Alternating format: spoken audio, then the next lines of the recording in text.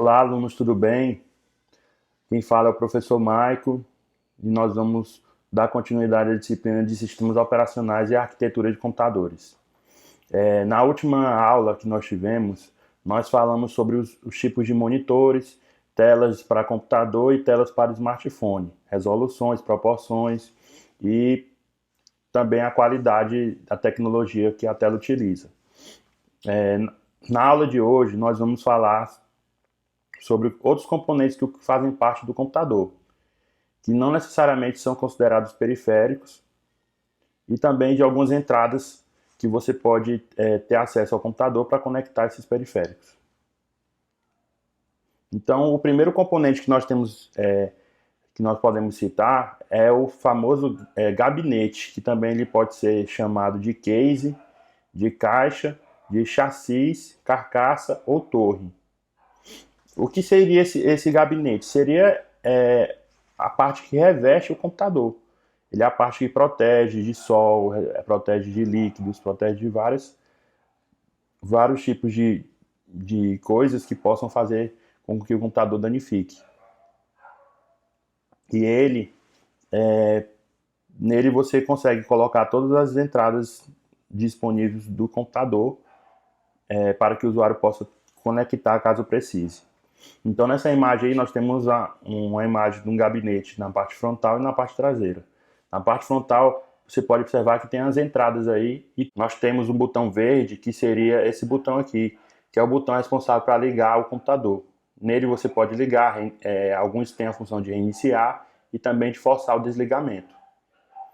Além desse botão, nós temos aqui na parte frontal entradas para fone de ouvido, microfone e portas USB, que são as portas que vocês conectam os pendrives na hora de armazenar alguma informação no pendrive, um trabalho, uma música, entre outros tipos de dados. E também nós temos aqui a unidade de CD e DVD, que é aquela unidade que você consegue gravar, reproduzir um CD ou um DVD que você tem em mãos para utilizar. Na parte traseira nós já temos bem mais entradas que na parte frontal. Na parte traseira nós temos a parte da tomada, onde você vai conectar o cabo de energia até essa entrada aqui e ele vai alimentar o computador. Temos também mais entradas de saída de áudio e vídeo, de áudio, e microfone e fone de ouvido. Temos também mais entradas USB.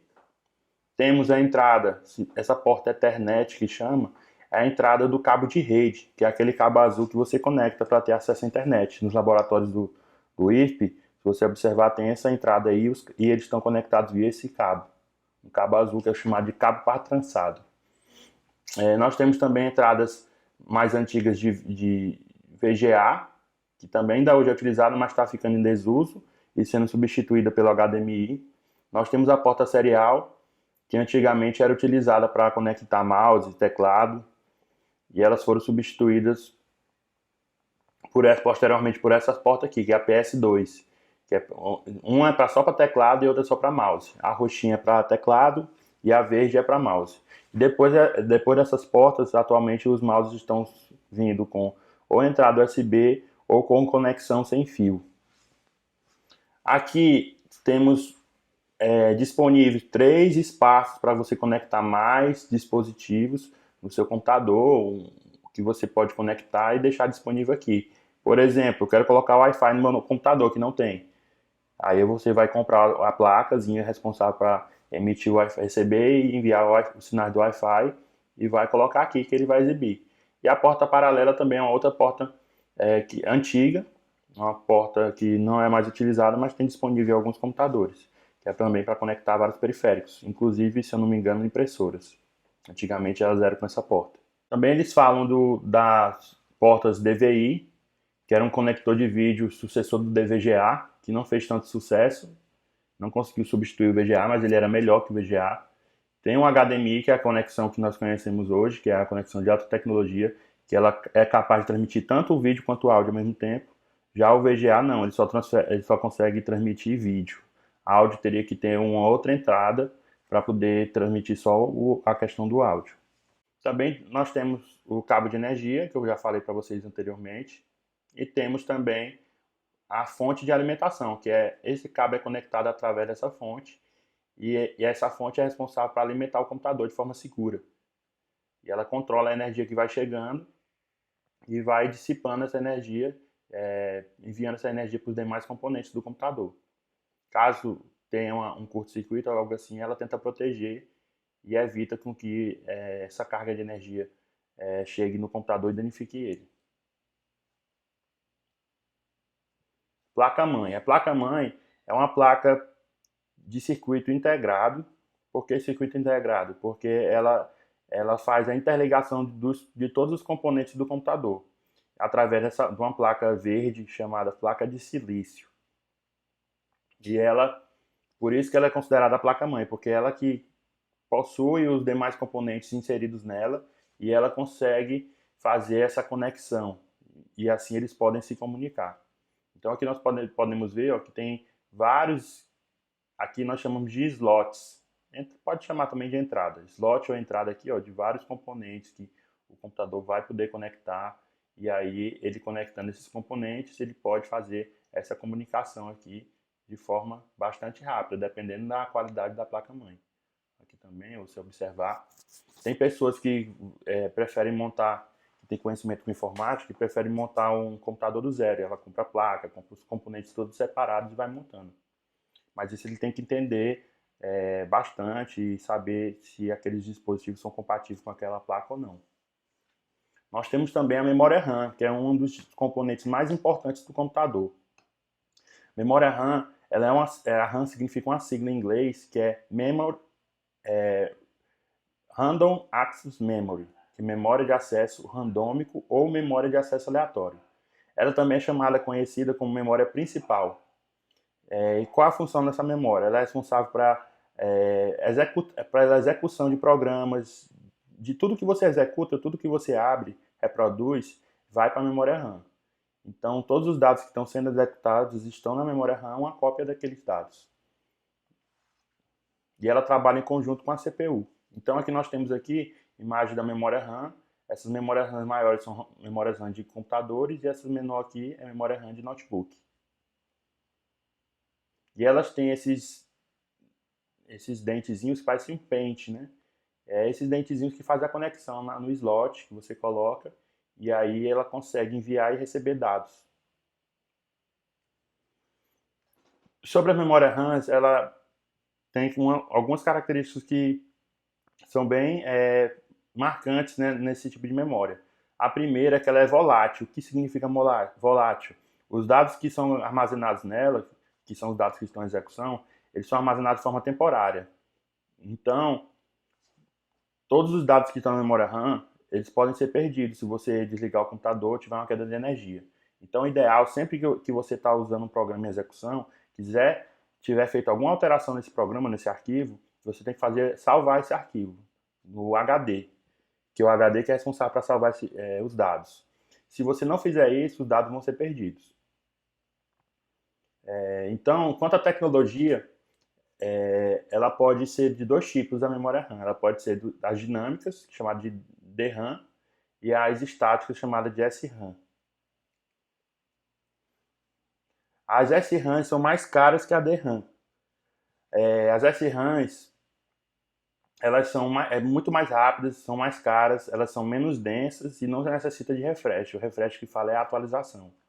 A DRAM ela é mais lenta, mas ainda é considerada rápida, mais barata, mais densa e necessita desse refresh que é atualizar.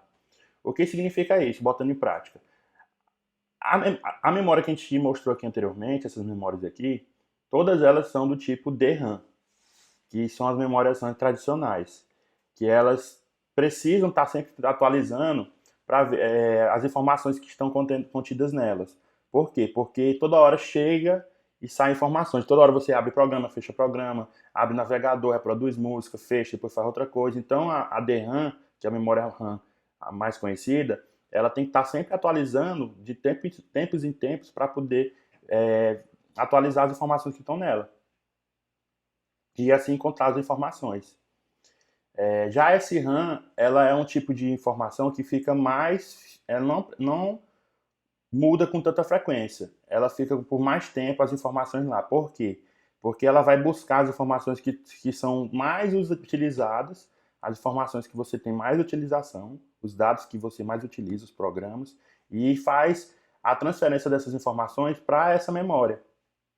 Que mais na frente a gente vai ver que as memórias do tipo SRAM, elas são conhecidas como memórias cache. As memórias cache são um exemplo de memórias do tipo SRAM.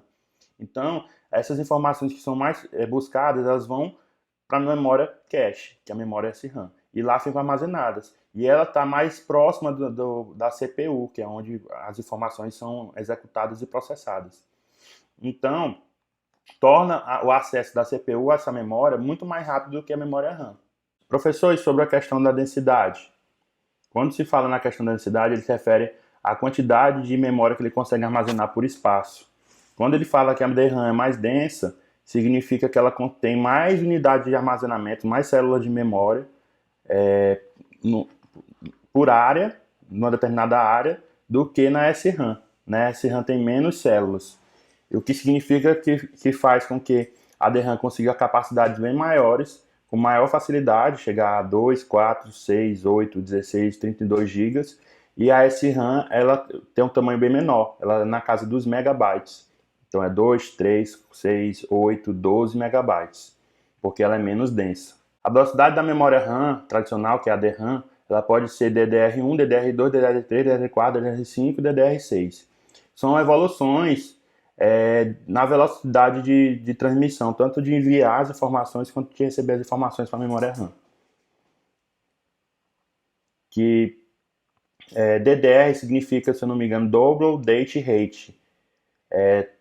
Taxa de transmissão dobrada, significa.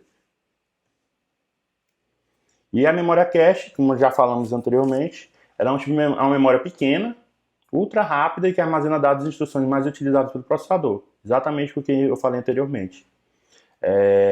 Então a memória RAM, quando ela, a certo ponto, ela fica sobrecarregada. Ela precisa da ajuda da memória cache. Então a memória cache veio para ajudar a memória RAM para ela não ficar tão sobrecarregada.